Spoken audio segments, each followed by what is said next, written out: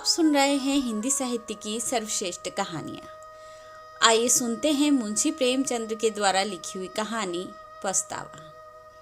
पंडित दुर्गानाथ जब कॉलेज से निकले तो उन्हें जीवन निर्वाह की चिंता उपस्थित हुई। वे दयालु और धार्मिक पुरुष थे। इच्छा थी कि ऐसा काम करना चाहिए जिससे अपना जीवन भी साधारणतः सुखपूर्वक व्यतीत हो और दूसरों के साथ भलाई और सदाचरण का भी अवसर मिले। वे सोचने लगे, यदि किसी कार्यालय में क्लर्क बन जाऊं तो अपना निर्वाह तो हो सकता है, किंतु सर्वसाधारण से कुछ भी संबंध ना रहेगा। वकालत में प्रविष्ट हो जाऊं तो दोनों बातें संभव हैं, किंतु अनेक यत्न करने पर भी अपने को पवित्र रखना कठिन होगा। पुलिस विभाग में दीन पालन और परोपकार के लिए बहुत से अवसर मिलते रहते हैं, किंतु एक स्वतंत्र और सद्विचारी प्रिय मनुष्य के लिए वहाँ की हवा हानिप्रद है। शासन विभाग में नियम और नीतियों की भरमार रहती है। कितना ही चाहो पर वहाँ कड़ाई और डांट डपट से बचे रहना असंभव है। इसी प्रकार बहुत सोच विचार के पश्चात उन्होंने निश्चय किया कि किसी जमादार के यहाँ मुख्ताराम बन जाना चाहिए। वेतन तो अवश्य कम मिलेगा, किंतु दीन खेतीहरों से रात दिन संबंध रहेगा। उनके साथ सद्व्यवहार का अवसर मिलेगा। साधारण जीवन निर्वाह होगा और विचार दृढ़ होंगे। कुंवर विशाल सिंह जी एक संपत्तिशाली जमींदार थे।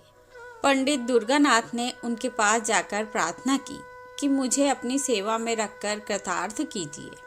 कुंवर साहब ने इन्हें सिर से पैर तक देखा और कहा, पंडित जी, आपको अपने यहाँ रखने में मुझे बड़ी प्रसन्नता होती, किंतु आपके योग्य मेरे यहाँ कोई स्थान नहीं देख पड़ता है। दुर्गानाथ ने कहा, मेरे लिए किसी विशेष स्थान की आवश्यकता नहीं है।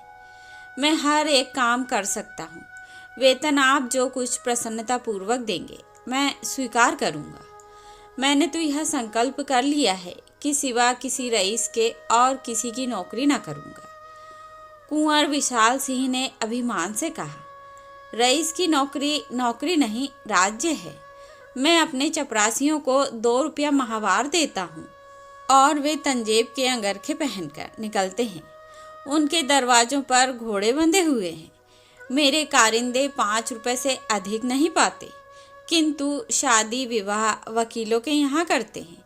न जाने उनकी कमाई में क्या बरकत होती है। बरसों तनख्वाह का हिसाब नहीं करते।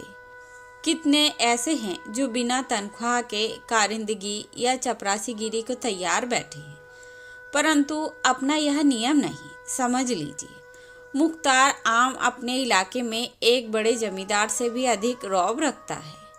उसका कारोबार, उसकी हुकूमत छोटे छोटे राज्यों से कम नहीं। जिसे इस नौकरी का चस्का लग गया है, उसके सामने तहसीलदारी झूठी है। पंडित दुर्गानाथ ने कुंवर साहब की बातों का समर्थन किया, जैसा कि करना उनके सभ्यतानुसार उचित था। वे दुनियादारी में अभी कच्चे थे। बोले, मुझे अब तक किसी रईस की नौकरी का चस्का नहीं है। मैं तो अभी कॉलेज से निकला आता हूँ और न मैं इन कारणों से नौकरी करना चाहता हूँ जिन्हें आपने वर्णन किया, किंतु इतने कम वेतन में मेरा निर्वाह ना होगा। आपके और नौकर असामियों का गला दबाते होंगे। मुझसे मरते समय तक ऐसे कार्य ना होंगे। यदि सच्चे नौकर का सम्मान निश्चय है तो मुझे विश्वास है कि बहुत शीघ्र आप मुझसे प्रसन्न हो जाएंगे। कुंवर साहब ने बड़ी दृढ़ता से कहा, हाँ, यह तो निश्चय है कि सत्यवादी मनुष्य का आदर सब कहीं होता है, किंतु मेरे यहाँ तनख्वाह अधिक नहीं दी जाती। जमींदार के इस प्रतिष्ठा शून्य उत्तर को सुनकर पंडित जी कुछ खिन्न हृदय से बोले, तो फिर मजबूरी है। मेरे द्वारा इस समय कुछ कष्ट आपको पहुँचा हो तो क्षमा कीजिएगा, किंतु मैं आपसे यह कह सकता हूँ कि ईमानदार आदमी आपको इतना सस्ता न मिलेगा। कुंवर साहब ने मन में सोचा कि मेरे यहाँ सदा अदालत कचहरी लगी ही रहती है। सैकड़ों रुपए तो डिग्री, तजवीज़ों तथा और अंग्रेजी कागज़ों के अनुवाद में लग जाते हैं। एक अंग्रेजी का पूर्ण पंडित सहज ही मुझे मिल रहा है। सो भी अधिक तनख्वाह नहीं देनी पड़ेगी, इसे रख लेना ही उचित है। लेकिन पंडित जी की बात का उत्तर देना आवश्यक था, अतः कहा, महाशय, सत्यवादी मनुष्य को कितना ही कम वेतन दिया जाए, किंतु सत्य को न छोड़ेगा और न अधिक वेतन पाने से बेईमान सच्चा बन सकता है। सच्चाई का रुपए से कुछ संबंध नहीं। मैंने ईमानदार कुली देखे हैं और बेईमान बड़े बड़े धनाढ्य पुरुष, परंतु अच्छा, आप एक सज्जन पुरुष हैं। आप मेरे यहाँ प्रसन्नता पूर्वक रहिए। मैं आपको एक इलाके का अधिकारी बना दूंगा और आपका काम देखकर तरक्की भी कर दूंगा। दुर्गानाथ जी ने 20 रुपये मासिक पर रहना स्वीकार कर लिया। यहाँ से कोई 2.5 मील पर कई गांवों का एक इलाका चांदपार के नाम से विख्यात था। पंडित जी इसी इलाके के कारिंदे नियत हुए। पंडित दुर्गानाथ ने चांदपार इलाके में पहुंचकर अपने निवास स्थान को देखा तो उन्होंने कुंवर साहब के कथन को बिल्कुल सत्य पाया। यथार्थ में रियासत की नौकरी, सुख संपत्ति का घर है, रहने के लिए सुंदर बंगला जिसमें बहुमूल्य बिछौना बिछा हुआ था, सैकड़ों बीघे की सीर, कई नौकर चाकर, कितने ही चपरासी, सवारी के लिए एक सुंदर टांगा, सुख और ठाट बाट के सारे सामान उपस्थित। किंतु इस प्रकार की सजावट और विलास युक्त सामग्री देखकर उन्हें उतनी प्रसन्नता न हुई। इस सजे हुए बंगले के चारों ओर किसानों के झोपड़े थे। फूस के घरों में मिट्टी के बर्तनों के सिवा और सामान ही क्या था। वहाँ के लोगों में वह बंगला कोट के नाम से विख्यात था। लड़के उसे भय की दृष्टि से देखते। उसके चबूतरे पर पैर रखने का उन्हें साहस न पड़ता था। इस दीनता के बीच में यह ऐश्वर्य उनके लिए न्याय से कोसों दूर था। किसानों की यह दशा थी कि सामने आते ही थरथर कांपते थे। चपरासी लोग उनसे ऐसा बर्ताव करते थे कि पशुओं के साथ भी वैसा नहीं होता। पहले ही दिन कई सौ किसानों ने पंडित जी को अनेक प्रकार के पदार्थ भेंट के रूप में उपस्थित किए, किंतु जब वे सब लौटा दिए गए तो उन्हें बहुत ही आश्चर्य हुआ। किसान प्रसन्न हुए, किंतु चपरासियों का रक्त उबलने लगा। नाई और कहार खिदमत को आए, किंतु लौटा दिए गए। अहीरों के घरों से दूध से भरा एक मटका आया, वह भी वापस हुआ। तमोली एक ढोली पान लाया, किंतु वह भी स्वीकार न हुआ। असामी आपस में कहने लगे कि धर्मात्मा पुरुष आए हैं, परंतु चपरासियों को तो ये नई बातें असह्य हो गईं। उन्होंने कहा, हुजूर, अगर आपको ये चीज़ें पसंद ना हो ना लें, मगर रस्म को तो ना मिटावें।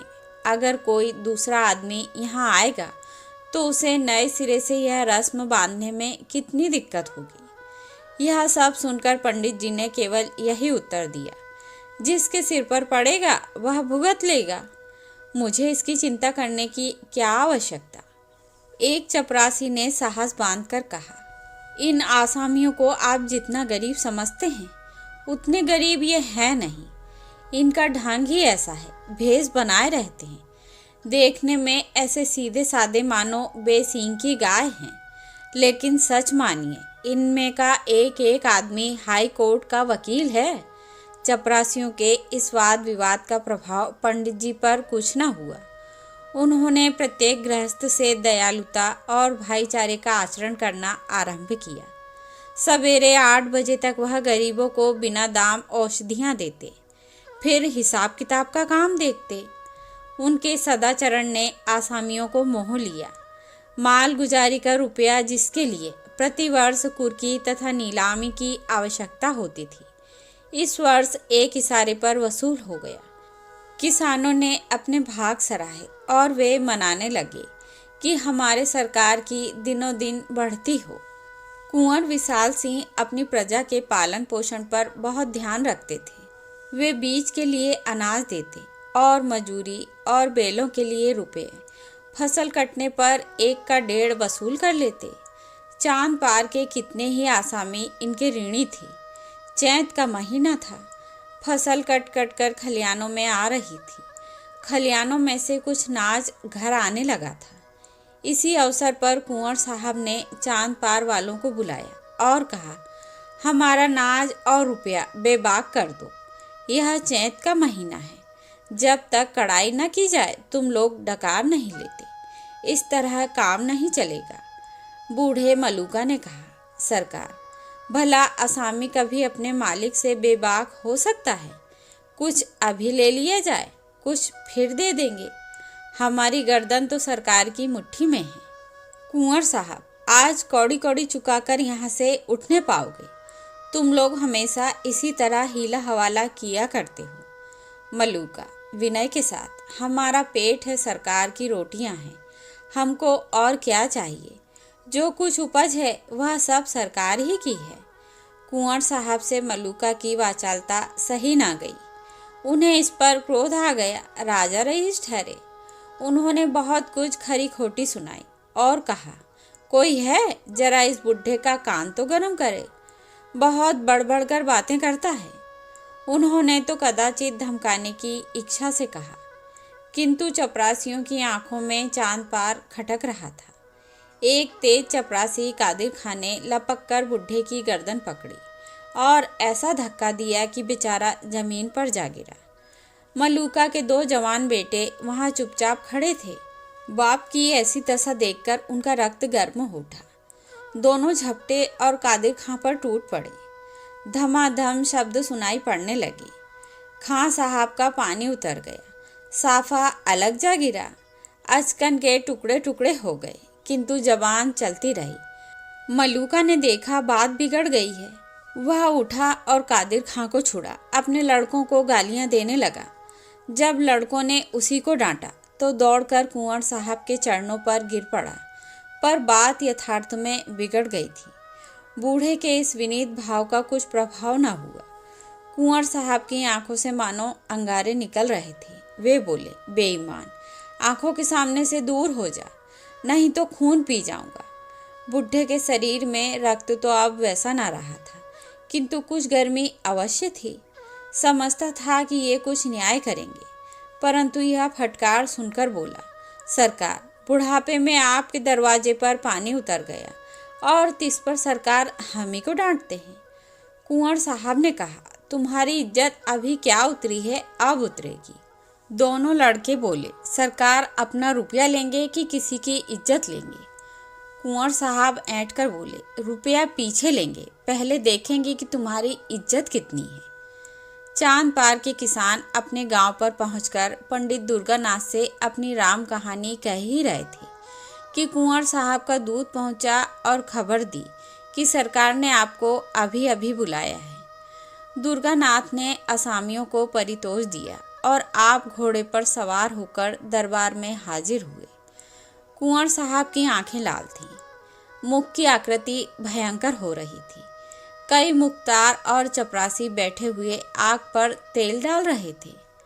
पंडित जी को देखते ही कुंवर साहब बोले, चांद पार वालों की हरकत आपने देखी? पंडित जी ने नम्र भाव से कहा, जी हाँ, सुनकर बहुत शौक हुआ। ये तो ऐसे न थे कुंवर साहब, यह सब आप ही के आगमन का फल है। आप अभी स्कूल के लड़के हैं, आप क्या जाने कि संसार में कैसे रहना होता है। यदि आपका बर्ताव असामियों के साथ ऐसा ही रहा तो फिर मैं जमींदारी कर चुका। यह सब आपकी करनी है। मैंने इसी दरवाजे पर असामियों को बांध बांध कर उल्टे लटका दिया है और किसी ने चूं तक न की। आज उनका यह साहस कि मेरे ही आदमी पर हाथ चलाएं। दुर्गानाथ कुछ दबते हुए, महाशय, इसमें मेरा क्या अपराध है? मैंने तो जब से सुना तभी से स्वयं सोच में पड़ा हूँ। कुंवर साहब, आपका अपराध नहीं तो किसका है? आप ही ने तो इनको सिर चढ़ाया, बेगार बंद कर दी। आप ही उनके साथ भाईचारे का बर्ताव करते हैं, उनके साथ हंसी मजाक करते हैं। ये छोटे आदमी इस बर्ताव की कदर क्या जाने। किताबी बातें स्कूलों ही के लिए हैं, दुनिया के व्यवहार का कानून दूसरा है। अच्छा, जो हुआ सो हुआ। अब मैं चाहता हूँ कि इन बदमाशों को इस सर्कस का मजा चखाया जाए। असामियों को अपने माल गुजारी की रसीदें तो नहीं दी हैं। दुर्गानाथ कुछ डरते हुए, जी नहीं, रसीदें तैयार हैं, केवल आपके हस्ताक्षरों की देर है। कुंवर साहब कुछ संतुष्ट होकर, यह बहुत अच्छा हुआ, शकुन अच्छे हैं। अब आप इन रसीदों को चिराग अली के सुपुर्द कीजिए। इन लोगों पर बकाया लगान की नालिश की जाएगी। फसल नीलाम करा लूँगा। जब भूखे मरेंगे तब सूझेगी। जो रुपया अब तक वसूल हो चुका है वह बीज और ऋण के खाते में चढ़ा लीजिए। आपको केवल यही गवाही देनी होगी कि यह रुपया मालगुजारी के मद में नहीं, कर्ज के मद में वसूल हुआ है, बस। दुर्गानाथ चिंतित हो गए। सोचने लगे कि क्या यहाँ भी उस आपत्ति का सामना करना पड़ेगा जिससे बचने के लिए इतने सोच विचार के बाद इस शांति कुटीर को ग्रहण किया था। क्या जानबूझकर इन गरीबों की गर्दन पर छुरी फेरूं, इसलिए कि मेरी नौकरी बनी रहे? नहीं, यह मुझसे ना होगा। बोले, क्या मेरी शहादत बिना काम ना चलेगा? कुंवर साहब क्रोध से, क्या इतना कहने में भी आपको कोई उज्र है? दुर्गानाथ दुविधा में पड़े हुए। जी, यूँ तो मैंने आपका नमक खाया है।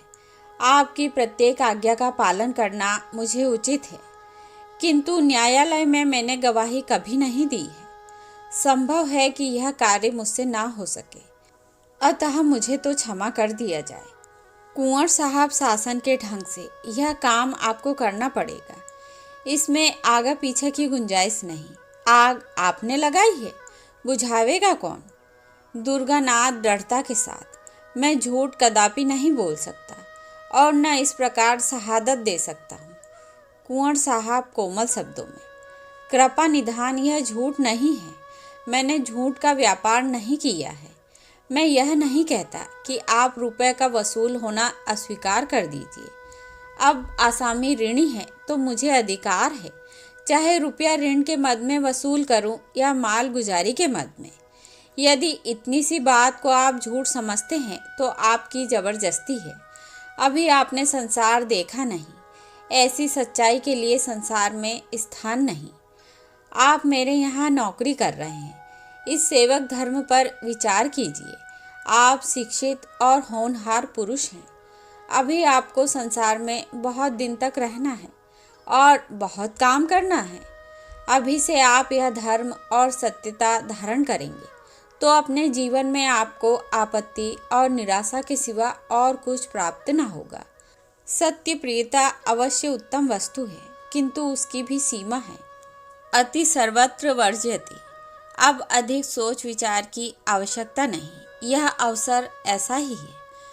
कुंवर साहब पुराने खर्राटे थे। इस फेंकने से युवक खिलाड़ी हार गया। इस घटना के तीसरे दिन चांद पार के असामियों पर बकाया लगान की नालिश हुई। समन आए, घर घर उदासी छा गई। समन क्या थे? देवी देवताओं की मिन्नतें होने लगी। स्त्रियां अपने घर वालों को कोसने लगी और पुरुष अपने भाग्य को। नियत तारीख के दिन गांव के गंवार कंधे पर लोटा डोरी रखे, अंगोछे में चबेना बांधे कचहरी को चले। सैकड़ों स्त्रियां और बालक रोते हुए उनके पीछे पीछे जाते थे, मानो अब वे फिर उनसे न मिलेंगे। पंडित दुर्गानाथ के लिए ये 3 दिन कठिन परीक्षा के थे। एक और कुंवर साहब की प्रभावशालिनी बातें, दूसरी ओर किसानों की हाय हाय।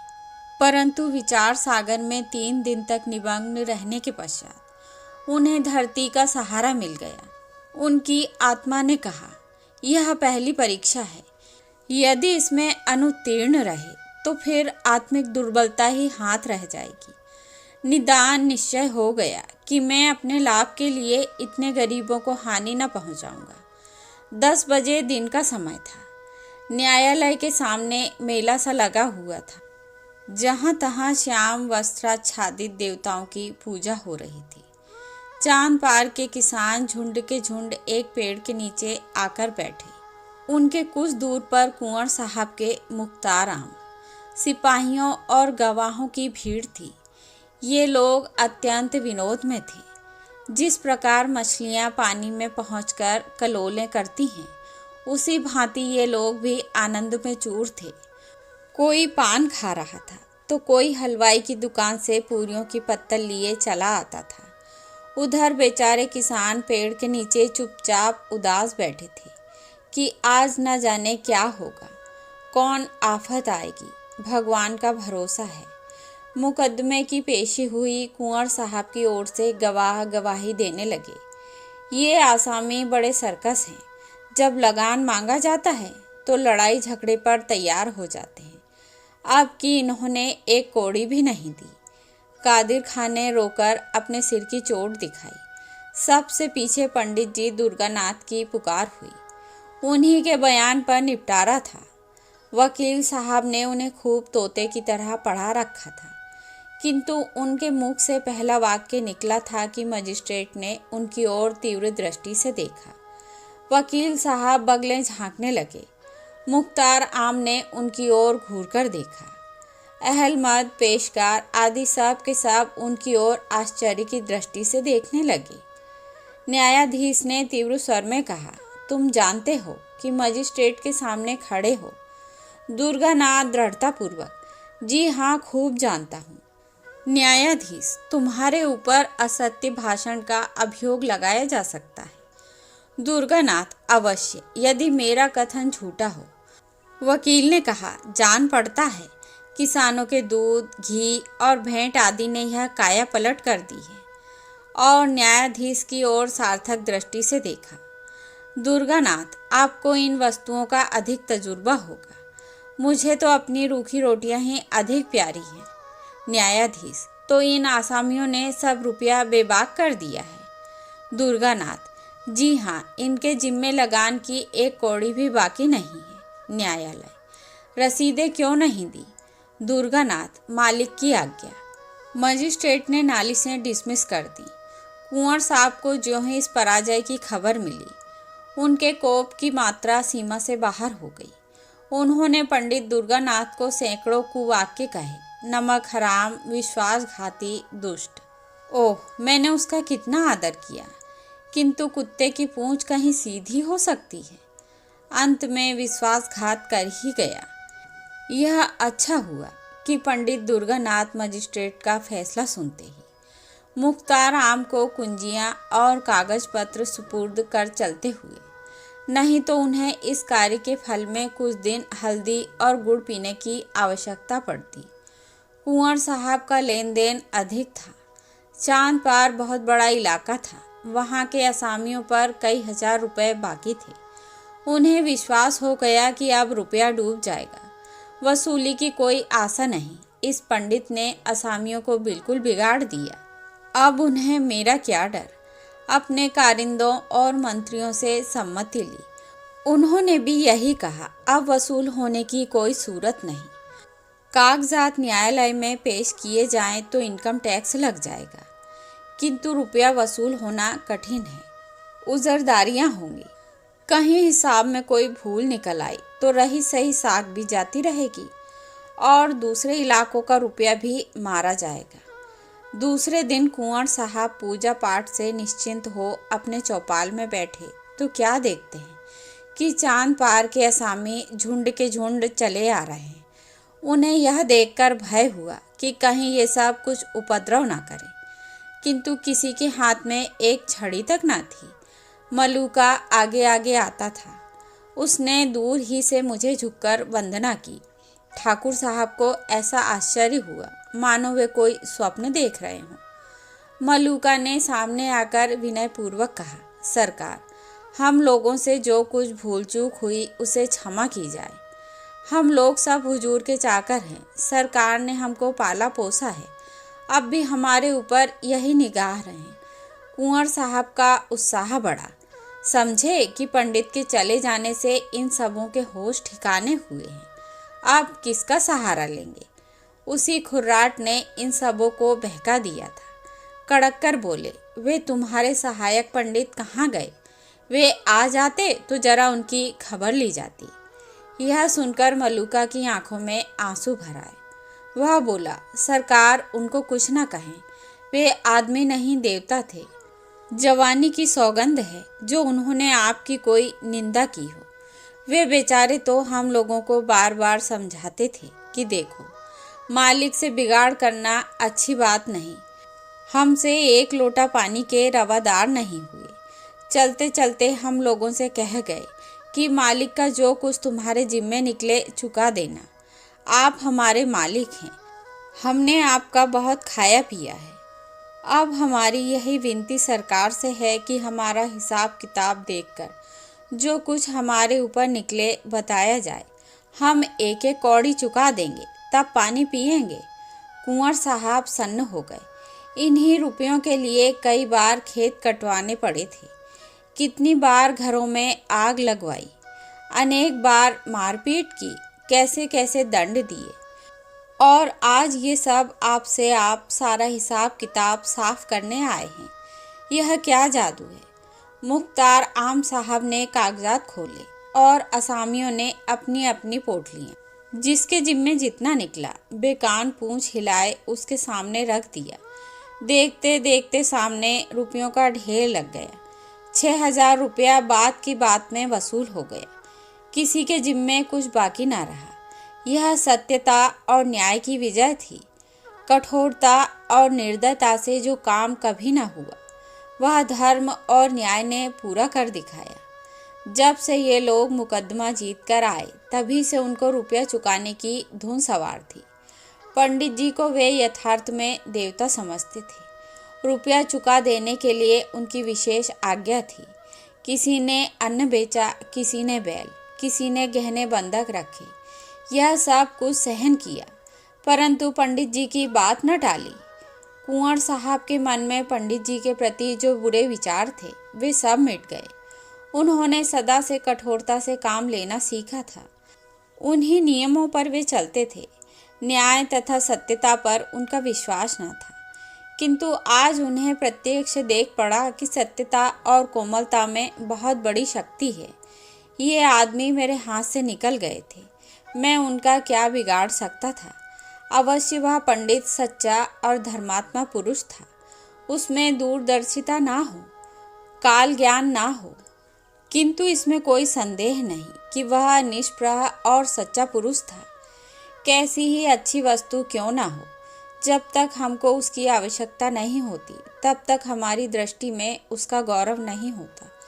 हरी दूब भी किसी समय अशर्फियों के मोल बिक जाती है। कुंवर साहब का काम एक निष्प्रह मनुष्य के बिना रुक नहीं सकता था। अतएव पंडित जी के इस सर्वोत्तम कार्य की प्रशंसा कवि की कविता से अधिक न हुई। चांद पार के असामियों ने तो अपने मालिक को कभी किसी प्रकार का कष्ट न पहुंचाया, किंतु अन्य इलाकों वाले असामी उसी पुराने ही ढंग से चलते रहे। उन इलाकों में रगड़ झगड़ सदैव मची रहती थी। अदालत, मारपीट, डांट डपट सदा लगी ही रहती थी। किंतु ये सब तो जमींदारी के श्रृंगार हैं। बिना इन सब बातों के जमींदारी कैसी? क्या दिन भर बैठे बैठे वे मक्खियाँ मारें? कुंवर साहब इसी प्रकार पुराने ढंग से अपना प्रबंध संभालते जाते हैं। कई वर्ष व्यतीत हो गए। कुंवर साहब का कारोबार दिनों दिन चमकता ही गया। यद्यपि उन्होंने 5 लड़कियों के विवाह बड़ी धूमधाम के साथ किए, परंतु तिस पर भी उनकी बढ़ती में किसी प्रकार की कमी ना हुई। हाँ, शारीरिक शक्तियाँ अवश्य कुछ कुछ ढीली पड़ गईं। बड़ी भारी चिंता यही थी कि इस बड़ी संपत्ति और ऐश्वर्य का भोगने वाला कोई उत्पन्न ना हुआ। भांजे, भतीजे और नवासे इस रियासत पर दांत लगाए हुए थे। कुंवर साहब का मन अब इन संसारिक झगड़ों से फिरता जाता था। आखिर यह रोना धोना किसके लिए? अब उनके जीवन नियम में एक परिवर्तन हुआ। द्वार पर कभी कभी साधु संत धुनी रमाए हुए दिख पड़ते, स्वयं भगवत गीता और विष्णु पुराण पढ़ते। पारलौकिक चिंता अब नित्य रहने लगी। परमात्मा की कृपा और साधु संतों के आशीर्वाद से बुढ़ापे में उनके एक लड़का पैदा हुआ। जीवन की आशाएं सफल हुईं।